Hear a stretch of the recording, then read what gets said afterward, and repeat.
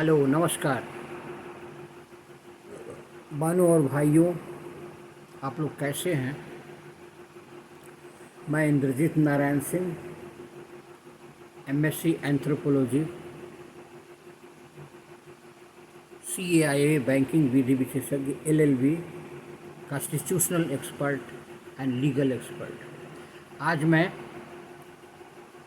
विशेष भूमि सर्वे revenue series का 11वां भाग प्रस्तुत कर रहा हूँ।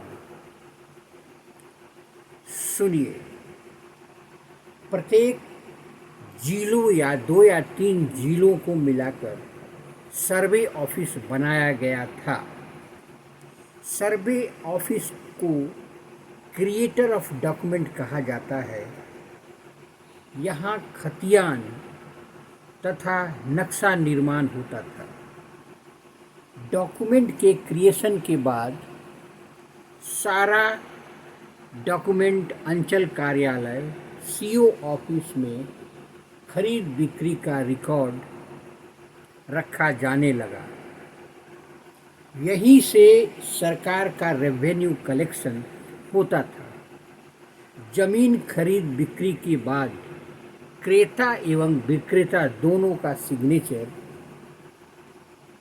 रजिस्ट्री ऑफिस में होता है। यह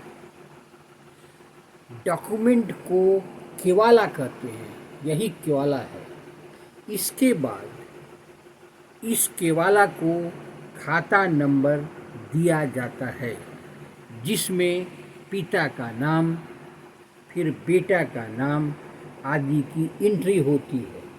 एक खाता में कई खेसरा हो सकता है, अर्थात कई प्लॉट हो सकता है। जब तक खाता नंबर तथा प्लॉट नंबर को न जाने तो जमीन नहीं खरीदें। इसकी प्रकृति खतियान देखकर पता चलता है, फिर विश्वास करें। आज आप ऑनलाइन खतियान देखें तथा ऑफलाइन डॉक्यूमेंट को भी निकाल सकते हैं।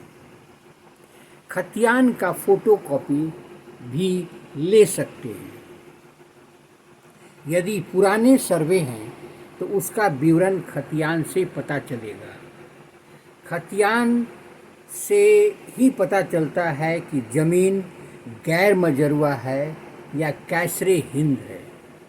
खतियान से ही ज़मीन की प्रकृति का पता चलता है कि ज़मीन जंगल झाड़ी तो नहीं है। यदि ज़मीन शेड्यूल कास्ट या शेड्यूल ट्राइब का है तो ज़मीन नहीं खरीदें। यदि ज़मीन बकास है तो जमींदार का है। इसे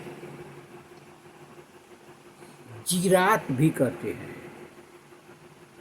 ये उसके रैयत तभी हो सकते हैं सब कुछ खतियान में मिलेगा। जमीन के अधिग्रहण का पता खतियान से मिलेगा। 1/1/1946 के पहले की बंदोबस्ती है तो ज़मीन खरीद बिक्री कर सकते हैं। 1950 के पहले मालगुजारी जमींदार काटते थे। उसके बाद सीओ ऑफिस से रेवेन्यू कलेक्शन होने लगा। यदि ज़मीन की खरीद बिक्री होती है, अर्थात म्यूटेशन होता है, तो सीओ को ज़मीन पर जाना है। उनके आदेश के बाद ही म्यूटेशन होगा। ज़मीन का सारा विवरण केवाला में होता है। आपने अभी मेरे विशेष भूमि सर्वेक्षण सीरीज में 11वां सीरीज देखा। आप मेरे चैनल को लाइक करें, सब्सक्राइब करें, ताकि अगला लैंड रेवेन्यू सीरीज आप तक प्रस्तुत किया जा सके। धन्यवाद।